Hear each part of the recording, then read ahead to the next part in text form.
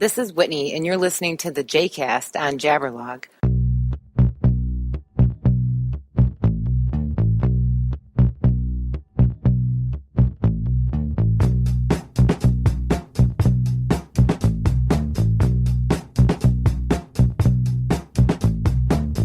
Welcome to Within the Trenches, true stories from the 911 dispatchers who live them.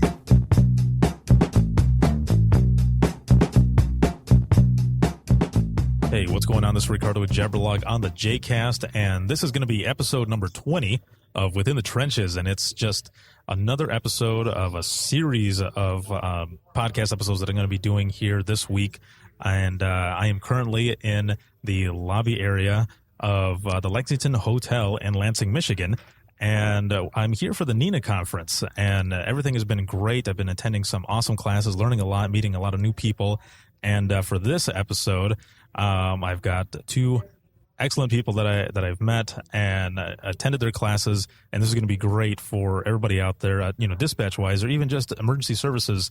You can learn a lot from both of these people. And the first one I had on episode 19, and it's Dee Ann. She is the assistant director with Tuscola County, and she is also an EMP as well as one of the founding board members with the 911 Wellness Foundation. How's it going? It's going good. How are you? I'm good. I'm very good.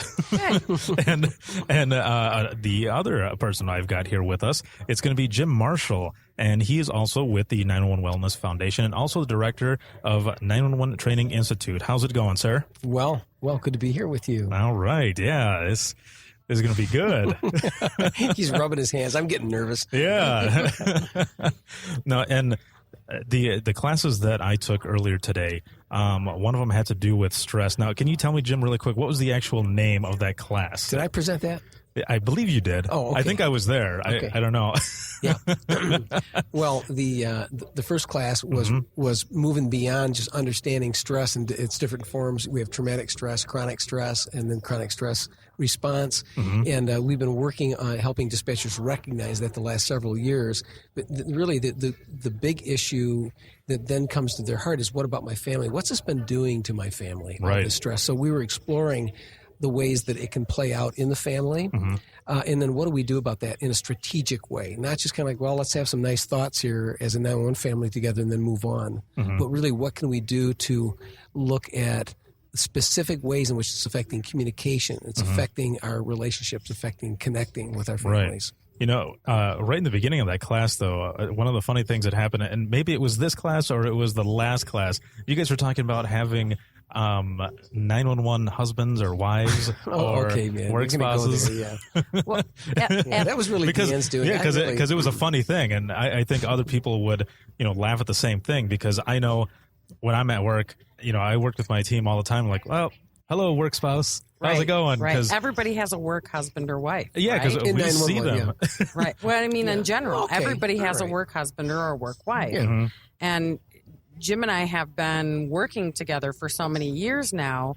We co-chair a mm-hmm. work group on 911 stress, and our standard is in the final stages of being approved by the National Emergency Number Association. Yep. So we've been together a very long time, and we're very kindred spirits. So mm-hmm. I mentioned to him at lunch that instead of him being my work husband, he's my 911 husband. There you go. That's right. It's not at the local PSAP. It's not the 911 center, but we've been kind of kindred hanging out for so long. Right. And you get to do a little bit of a shorthand in the relationship where you trust the person, you know that they got your back, and you're going to get it done, and you don't need to put a bunch of words together to make it happen. Exactly. Kind of like at the console, right? Exactly. But it's been and it's a labor of love. So mm-hmm. we're traveling together in something we really believe and have a heart commitment to. And so it's kind of because fun. We're so kindred, we share family experiences mm-hmm. as well. Right. I haven't had the opportunity to meet Jim's wife yet, but he has met my husband. Mm-hmm. Yeah. And so we share a lot of personal information with each other about what's going on with our lives, whether it's good or bad. Right. And so he's just my 911 husband. Her husband's fine with that. I don't expect a shotgun coming through the door anytime soon. Right. Drop under the table, hurry. Right. That ain't happening. Hide. Like, just for the record, my wife Lynn and I have been married for 31 years. Excellent. very happily without any interruptions of the sort that might be implied by the phrase 911 spouse. Right. Okay, Right. Exactly. So, there we go. We've covered that. One funny thing though, I had the same situation where I'm at work. And I was working so much when I first started in dispatch because we didn't have a lot of people. Right. And I would talk about my wife and my son and talk about them. Like, where are they? Are they made up? Because we haven't seen them. You don't have any family. Yeah, I swear it was probably about a year before they even, I brought them up because we were so busy all the time. Right. They would have stood there and then had to leave or something because I didn't have enough time to go and eat lunch with them or anything. Right. So Actually, then, that's common for many of us, though. Yeah. In the early years for me, they just came, said hi, and left. Mm-hmm. Yeah, so it wasn't until almost a year that I was working there that, my wife and my son came and they're saying, "Oh, she's not, made up." Right, Like, right. nope, I She's did not real. make her up. Oh my Yeah. gosh, she's real. It'd be fair for any 911 pro who's in an agency which is, maybe a little understaffed, for people to believe that really family life is delusional. There really is no family life. Right. And unfortunately, most dispatchers make it through that era. Well, and because we spend so much time with our coworkers, and in some cases more time Right. with our coworkers than we do our actual families. As I said this afternoon in class, or this morning, I think it was actually, you become your own family. Yeah. Quite a dysfunctional family because of Yeah, exactly. but you are your It's own kind of like family. real family, Yeah. Exactly. Right, family dysfunction. It's kind of like synonymous. Right. Anyhow. Right. Isn't dysfunction normal anymore? Oh, it makes the world go round sometimes, Right. I guess. Yeah, normal is just the Amen. setting on your washing machine. That's right. There you go. That's good. I have to remember that. That is a good That'll one. be- I wish that was my intellectual property, but I stole it. Oh, I was going to say, I'm going to put that on the blog as a quote, but Well, actually, I can cite the name of the book. If you Oh, Google good. it, you won't find it. It's out of print. Therefore, I've done my due diligence. Go ahead. nice. Yeah. Now you can put it on there all you want, right? Yes. Excellent.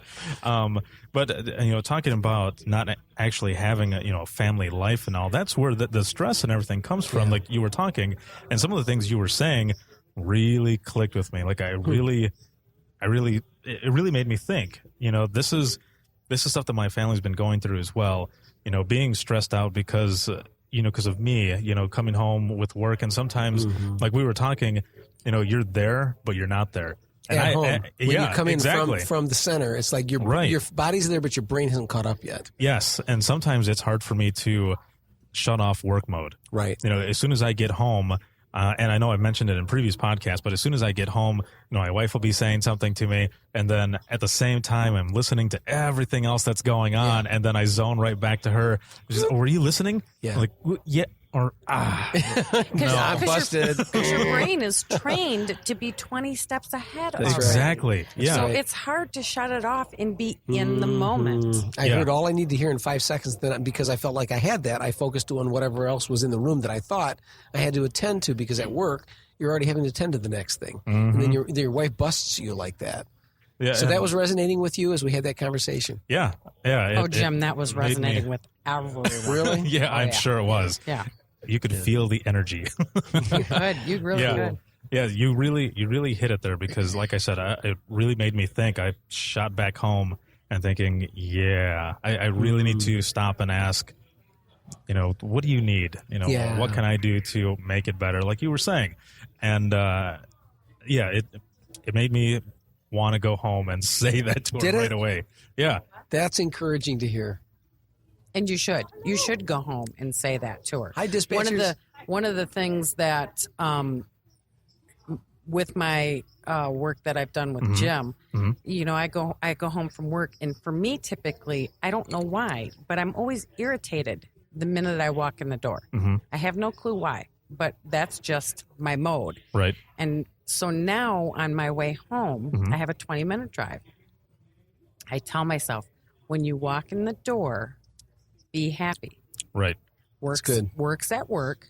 Good. Nothing's wrong at home. At least, right? Yeah. Yeah. Right. So Yeah, right. When, In the Until you're moment, brought you're up in to a neutral speed. zone, right? Before Exactly. you hear bad Yeah. news, at least enter right. positively. When you walk in the door, be happy. be in the moment, be present with your family. Right. And it's still hard to do. I mean, it's still a work in progress. Yeah. Some days I walk in the door, I'm still irritated and crabby. Yeah. But I try to tell myself every day, be happy when you walk in the door. Because you're happy to see these people, right? That's right. And here's the thing. One of the things that I'm not comfortable with is if people think in the industry that I'm kind of like the mental health guy coming in, and so I'm talking about 911 as what you guys have to do to deal with all this stress and as you go home. But the reality is, as a crisis therapist, that same feeling, Dee Ann, I can't count the days, but I know over the last 26 years, it's like my mind is still tapped out, and I still feel the energy drain, and I haven't been able to segue with my mind to home. And it's like, okay, it's because I've felt that for so many years and had to deal with that when we're in these sessions now, we're talking about 911, it's like there are few jobs that people are dealing with such hot, fresh, intense trauma drama stuff amidst the annoying, irritating, frustrating, calls that seem a little stupid. God bless the public, but God bless them, everyone, because that's why we have a job. Exactly. That's what I say. I say it every day. Right. And I'm not judging the public. But I'm saying for you guys to come home as frontline dispatchers, and needing to be able to have a way to attend to your own stress, to be able to take those breaths, to be able to say, I did hard work today. This was extremely difficult. What still stands out in my mind that I need to respect was hard. Okay, that call right there when that baby stopped breathing and I realized it was over before the mother did. That. Okay, so what do I do with that before I enter into the house? I need to respect that as a human being, we're not really made to have to handle that kind of stuff. I'm going to take my breaths, I'm going to validate, and now I'm going to say, all right, I've done all I can do for this day.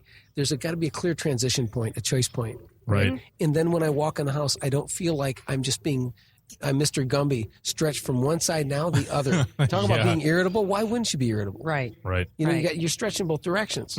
Okay, there needs to be that intersection between those two, where you take that, not just the breath, but have that's awesome self-talk. That conscious thought. That's right. And I really make an attempt to do that. Unfortunately, some days I get home because I'm an administrator. I may only be home an hour, and the next thing you know, I have a page, which I love technology, goes across my cell phone now. Yay! Oh, yeah. Now you're back at work. That something at work needs to be addressed, and I could still be in the middle of something with home. I have an autistic child, and so, I might be in the middle of dealing with some of her autistic drama, and then work pages me, and I got to switch that off, which is, sometimes what a hat trick that is. It is. Sometimes it really is. It is a challenge for me, but it's hard to remember, but we just have to live in the moments, because the moments are what you are going to remember in the bad times, and they're what people are going to remember when you're gone.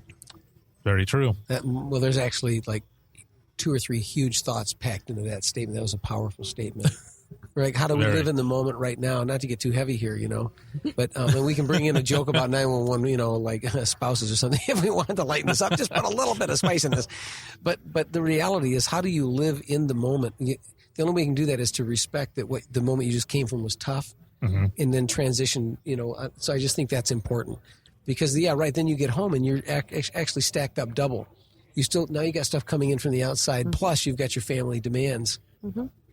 I mean, I know exactly what you mean. I mean, I've taken a call like that, like you mentioned, the infant who's not breathing or anything, and it's hard to go home. And I believe during that time I was working days, so when I got home, it was just after 4:30 in the afternoon. And I walk in the door, and my kids are all happy and everything, and I got to put on that smile, and then bingo. But my wife is the one who notices I'm faking it. She picked it up. Right. And she'll say, well, what's wrong? So then I talk to her about it, but then, she doesn't understand exactly what I'm going through. So, it's hard for her to really relate to me. So that was one of the main reasons why I wanted to do this podcast. I mean, I started it just as a blog to share my experience, and so that other people could learn and figure things out and know what we go through. And for me, doing things like this is very therapeutic, and listening to you guys talk, other people listening to it will feel the same way. So, and that's part of why Jim and I wrote a standard, so that, or have written a standard that's still in the process of being approved, because we want people to realize that you need to take care of yourself You need to take care of your mental self Right. and your emotional self in order to still be healthy in everything else you do, not just in the 911 field, Right. but in your whole life. Mm-hmm. And you know, some of that does come with age, because I'm a little bit older than you, but Well, there's a confident woman who will age herself, you know, in a media experience. That's very good. But I wish people could see how you looked at me just now. well, I guess I didn't was notice cool. that. Like, You're just like kind of hesitating, and then you said it. It just is what it is, Exactly. right? I mean, I am what I am. So, But your point was what? I mean, Yeah. you know, some of it coming with age. I realize now that I have to do more for myself. It's harder when you're younger because you have children and more demands on your time, and you don't have that realization that I have to check out a little bit to check into me. Yeah. You know, my husband and I, That's you know, right. we Step away for a few we have a moments. motorcycle. We ride our motorcycle. We have a fifth wheel. We camp. I have a fifth wheel, and just so your listeners know, I don't camp like a real person. I'm sorry. yeah, I saw. You've got. You If I know, don't have all life's look, man, if you're at a amenities, Oh, campsite, no. if you're at a campsite with Corey encounters, you countertops, you're not camping. Let's just say that. I call it camping, all right? Not, you know, she's got a satellite TV and all that And this crap. is why Whatever. he is only my 911 husband. I right? mean, we're not Right. camping like that. I'm Round telling you one. what. That's what, I'm going to win anyways, you know, just like every other wife. Right.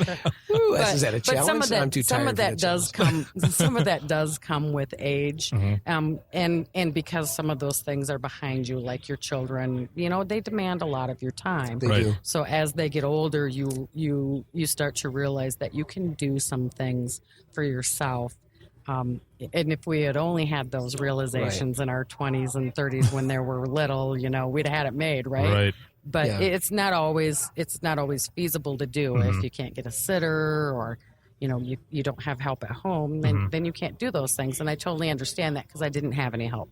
So some of that stuff just came naturally for me with age. But just for all you people listening out there, you just need to understand that in order to protect your emotional and mental health, you do have to do something for I yourself. like how you put that check Yeah. out to check in. You got to spend the you time have to out check out before you can come to back check in. into yourself. Yeah, Right. That's really, really and good. And it's good for other people to hear this, because before I was sitting in there listening to everything, I don't take care of myself. You know, I'm when you're always listening today, you're going, "Oh crap! I don't take care of myself." I really never.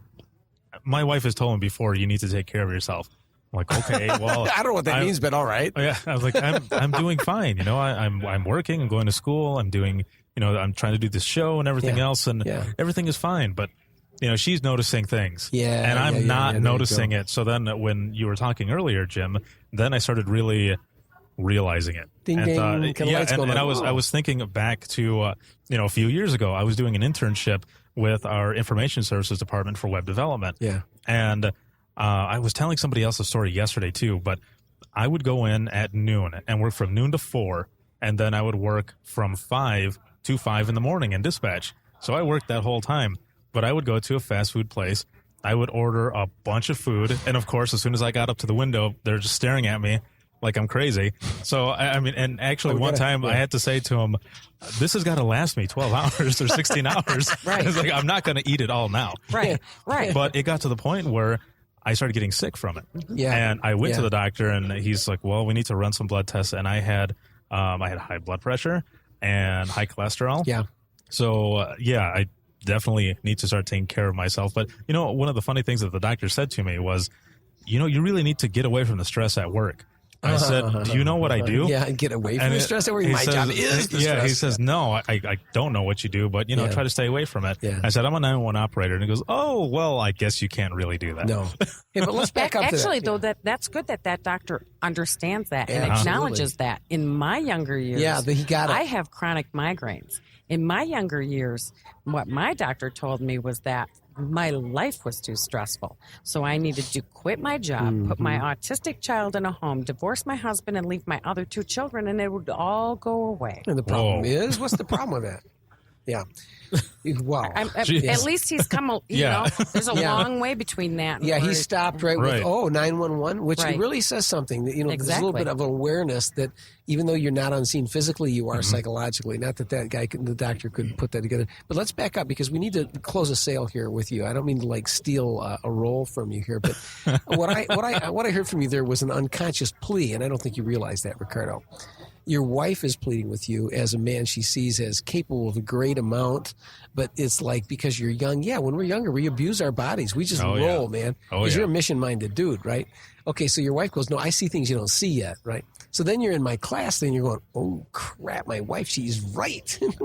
As always. Right. I mean, see, we got shared wives like that. My wife, Linda, she sees things, and she's right. And I've learned, you know, you can be stupid and act like she's wrong, but you'll just pay for it later. Yeah. So the quicker I can realize my wife is right, don't rub it in. I know. I'm just saying. I know. The amen comes. It's time to crawl under the table again. Yeah, but what I'm getting at here, Ricardo, is I think it's very cool that you heard your wife and then it resonated today. So what are you saying you're going to commit to? We're going to record this. You know, we are being recorded. Oh. What are you saying you want to commit to as a next step? So you talked about maybe. Say to your wife, hey, what do you want to say to your wife? That I'm going to be spending more time. Actually, we had a conversation about this. And, you know, I told her that now that I'm done with school, I'm going to do my best to, and especially this summer, we're already planning things so that I can leave work at work, and I'm going to try to do my best to do that because I want to be there. You know, the other day I was outside with my kids. I have a 13-year-old. A 9-year-old and a 1.5-year-old daughter. Oh my God! But when I was outside, I was just my 9-year-old and my son and my daughter. Yeah. And we had the fishing pole and we were just casting. Yeah. And it was so nice. Yeah, man. So. Yeah, that's my thing to my wife. Rebecca, that's what we're going to do. All right, she heard it. We are going to relax and enjoy the summer. And sometimes when you check out, you can take your family with you. Mm-hmm. It doesn't always have to be That's really alone. True, Dee Ann. Right. That's really true. Some of it you will have to do alone. Sometimes you have to have alone time. But you can still have quality time with yourself and take your family Anytime along. you're doing something where you realize in that moment, this is precious. Mm-hmm. I mean, not to be tacky, use a corny phrase, but reality is you realize somehow in the midst of casting with your kids, I'm doing it, man. This is it. This is what it's all about, right? Yeah. So that's right. Great. That's really good. We ride our bike, and we have a Harley Ultra Classic, and we ride together. I do have my own license, but I really like to ride because to me, not only am I getting me time, but I'm getting that connect time with my husband. And, we chat. We just take an easy drive, and you can enjoy the scenery and spend some time together. But I'm still getting me time. Yeah. It's dual purpose. That is very nice. One of the other things that happened when we were casting was that I was telling my son, I said, when you throw it back, hit the button, then let go when you go forward. This is great. And the timing thing. So, the timing. Is your 9-year-old? Yes. So he kept doing it and kept doing it. I actually got it on video. And my daughter is just standing there looking at him and then looks back at me and she starts laughing. And when he finally got it, he got it really far. So I was like, all right, well done, buddy. Yeah. So then we started, trying to go back and forth to see who could get it further. But every time we did it, we got it in a tree. So it was more of us trying to get it out of the tree. How fun was that? And it was cool. Great time. You cast so far, now we got to go dig it out of that tree. Yeah, it was pretty high too. He was all climbing up like a monkey, and it was good. So you notice this is so cool, Ricardo. Right now, it's like what you wanted us to talk about was moving into this whole deal of what about our families, and when it comes right down to it, when was this that you were doing this? I was just this past weekend, I think. Yeah. Yeah, something like that. I hope that does really encourage some dispatchers out there, and you know what, 911 leaders I hope are also listening to this, to be able to say, you know what, not only do I want that, but that's what my heart is about for my kids, and we don't have to think gigantic. It's like in the next week, don't guilt yourself like, I haven't spent enough time and I feel horrible. No. Right. It's just like in the next week, one small goal, one little thing you want to do. It's like date your daughter, wrestle with your son, whatever it is. Right. Wrestle with all of them. Yeah. But do it, right? That's always fun. Right. Yeah. Just be in the moment. Yeah. Yes, being in the moment is always good. One of the other things that the last class that we had, It was something that I had never heard of. And to be completely honest, when I heard others talking about EMDR, I thought this was EMD, like emergency medical dispatch. But adding an R, I thought it was like a different version or something. Right, you're trying to think of what's that R stand for? Right, but then I started thinking too, why would Jim be talking about something like that? So that's not his bag. Right. So for those who don't know, what does he think he is coming into EMD, come right? On. Right. Hey, now listen. Go ahead. I've got a comeback for that, but go ahead. No, I was just going to say, for those who don't know what EMDR is, if you could explain a little bit about that, because this is a huge thing from this class. It really is, and I hope that people if they're like dinking around right now and just sitting at home eating whatever you're eating and kind of half listening, you tune in right now. Hey, you out there, you got to hear this. Pay about attention. EMDR, as they say in Boston. EMDR. EMDR. There you go. That's right. Listen, it's not EMD with an R like emergency medical dispatch. And I have to say, Dee Ann, that I passed. I got 100% on my test. I did the class and I took the test and I rocked that thing. And I was so nervous because I have test anxiety. And I took it. But I took it because I wanted to understand at least a little bit about what you guys are doing with the protocol. So bottom line is this ain't that. So what are we talking about? All right. So EMDR stands for eye movement desensitization and reprocessing. Don't give up right now. I mean, there's a lot of psychobabble in one phrase. Okay. But what we're talking about is magic, though, that's based on the way the brain heals. And somehow Francine Shapiro, the originator of this treatment, discovered and feels grateful that it was kind of dropped in her lap, not through the brilliance of science. A lot of things like Velcro came out of accidents, right? EMDR came out of nowhere. She had a flashback, this lady, in 1986, I think it was. She realized that the brain is capable of healing severe trauma by the way that bottom line is bilateral stimulation, right hemisphere, left hemisphere, firing like pistons, and you activate healing in the brain with bilateral stimulation. Now, that sounds dull, but the reality is with eye movements or sensory input, the brain is able, when you do a bunch of very cool things to set up the storyline about people's trauma, the brain can heal. The bottom line is there's treatment for 911 who've been through horrible calls or things earlier in their life that we didn't think was possible. Healing that we thought took years can happen sooner. And yet the big emphasis here, Ricardo, is not on the speed. It's on the freedom that comes from an effective treatment for trauma, depression, other really stinking experiences. Okay, can I give him the cool part? Yeah, do it. Oh, wow. Okay, like my part wasn't. Now that the psychobabble stuff sort of. Let's cut to the chase as you do. Okay, this is the cool part, people. Okay, you want a drum roll? EMDR is used a lot for the military, for our troops who've been in Afghanistan and Iraq. Now, I mean, they've used it. Right. They've used it before. Don't get me wrong, but it is really used a lot for our veterans from Afghanistan and Iraq. Yeah. And so, because we are much like soldiers, we are the front line. That's right. This is something that we really need to provide to our front line people. Thank you, Dee Ann. That's right. That's the bottom line. And I got to say this. It wasn't until 3 years ago that the Department of Defense recognized EMDR as being one of the 3 most potent treatments for PTSD in the world. Prior to that, it wasn't available because they didn't see the evidence yet. And coincidentally, we've had this conversation. My husband, who served in Iraq and has PTSD, 3 years ago, started EMDR. Now, I'll be honest, and I have already told Jim this, he didn't love it from the beginning. Right. So just because it's going to be available to us now, or should be available to us, you should think about doing this. Right. Doesn't mean you're going to fall in love with it. You're not going to dig it right away. You might not fall in love with it the second time.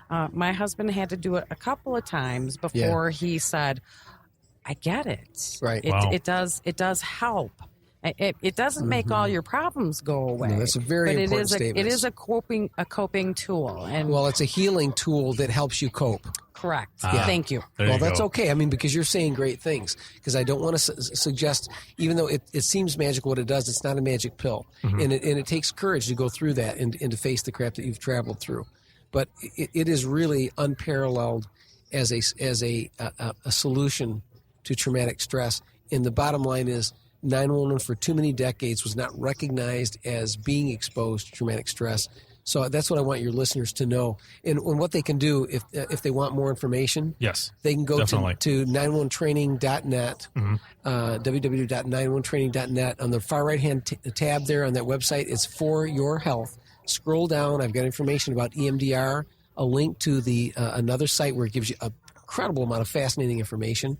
And then I also have an article there on finding a good therapist where it shows people the questions to ask therapists so they can pick, and they can email me and I'll help them get bridged to a good therapist as well. Excellent. Do you have any advice for anyone who, might be suffering from PTSD or anything to seriously go and find somebody for help for EMDR? Not really. They're on their own. No, I'm just kidding. Okay. Everybody was just listening to this and thought, "Oh, here it comes." Oh, that's messed up. Yeah, that is messed up, isn't it? That is wrong, Jim. That is so wrong. Have a nice day. No, no. You're talking to a therapist who's been. Come on now. Okay. No, that was funny. I liked it. Okay. Well, all right. So your question was, so what about if somebody wants this help? Right. What do they do? Any advice that you would give someone to actually take that step further to get the help? For those people who are thinking about it, but they haven't gotten up the gumption yet. Exactly. Yeah. So the first thing is, imagine you see a capital A in front of you, a big capital A, and on the top of it's a teeter-totter, okay? And that stands for ambivalence. What do I mean is, man, we got mixed feelings about doing the right thing. Part of me wants to do the right thing. I need to deal with the crap that's been in my head because I know it's playing out in my family. I know it's playing out in my marriage. I know it's playing out in me. I fake happy when I'm really depressed. I blow my temper. I stuff crap. I self-medicate. I'm starting to fool around with friendships that aren't good for me because they're over the line. All these things we do when we're struggling because the crap inside is scary. So we have ambivalence. The first step then is to respect, I have mixed feelings about whether or not I'm going to get help. All right, no problem. We recognize that that's a challenge. Step 2 is to say, all right, but all I have to take is one courageous single step. All I have to take is one step into a first session with a good therapist. And like I'm saying, we'll help bridge people to good therapists. And if they follow those web links, they'll find the start of some names, and then we'll help qualify those people. Okay, we can't guarantee, but we'll help try to find good choices. Right. So then what I do, I get my butt into one session. Just one session. It's scary, yeah. But you know what? You do a lot of scary things in your life. When we were kids, we thought stuff would blow us up, like we'd explode if we had to face certain things, right? Yeah. I would be obliterated. But think about the things you've achieved as an adult that were scary. You can do this, you guys. You can take the step into a first session and sit down with a therapist long enough to realize, you know what? I won't die if I talk about my stuff. Once you make that decision to sit down and talk about your stuff, you survive it and go, I think I could do this a second time. And I had somebody come up to me today just to wrap in terms of your question. Sure. I had a dispatcher who was waiting very patiently outside the session until I was done with my presentation today. And she kind of worked her way in very humbly, and I could see she was kind of letting me know she wanted to talk. I got done talking with all these people. She came up, she said, all I want you to know is 2 years ago, you helped me feel like I had permission to get help. I'd felt like I shouldn't get help, like I should be strong enough that I don't need it. You helped me have permission. This isn't about me, it's about courage, okay? She said, you helped me have the permission to go get help. I went and got counseling help. The first time it didn't work. The second time it didn't work. But I remembered that I needed to do this, and I ended up with a therapist. That person clicked with me. I can't tell you how much it's helped me the last 2 years. This gal is only 26, but she'd gone through 2 lifetimes of hell by the time she was 18. And she's making it, man. And it took courage. And that's important. The other thing I would like the listeners to know is that there are other means of support as well, not in replacement of that, but in addition to that. And Jim and I, excuse me, frog in my throat. Jim and I are here as support. Right. If people are afraid to take that first step, but they are looking for somebody to talk to, a little piece of advice, or just to bounce some ideas off of before they jump in because they're so scared. If it's something that you could take a private message through Within the Trenches on the Facebook, and you could give them our email. I would definitely do that, yes. That'd be great. I do not have any problem with them contacting either of us to have somebody to talk to. Sometimes peer support helps you take that next That's a big step statement. in seeking Right. help. Yeah, and that's where, and that's where they might confide in me if I've been a trainer for them, but to have a fellow 911 pro that you can be able just to say, did you really do this? Like, I mean, wasn't it stupid? Or like, don't you think I'm weak if I need this? To be able to Exactly. field that call for Dee Ann to be able to do have that. in private in my 20 years, especially having been involved with both NENA and APCO, I have talked to many people who have had depressional times, and I don't mean they had depression. I mean they had times where they were more depressed, and they wanted to feel validated about how they, I feel like I didn't handle that correctly. And, now my family's suffering. And you know what? There's nothing wrong with taking help for yourself. And sometimes hearing another peer say, That's right. I've been in therapy. Right. I myself have been in therapy. Yep. So to hear somebody say that it's okay to feel the way you do and it's okay to seek help, it can be a huge step in helping them take that next step. Yeah. That's great. And Well said. Yes, and on that note, we are going to wrap up this episode number 20. Thank you very much to the both of you for joining me for this episode. It was Thank you, great. Ricardo. I Good think everybody's going to get a lot out of this. So as always, if you have any comments, concerns, questions, or anything, you can always email the show. It'll be at the jcast@thejabberlog.com or wttpodcast@gmail.com. You can follow us on Twitter at Jabberlog, and later on this will be posted and it'll be available 24/7 on thejabberlog.com. Have a good one, everybody. You just listened to Within the Trenches on the JCast. If you have any questions or would like to be a guest on the show, send an email to thejcast@thejabberlog.com.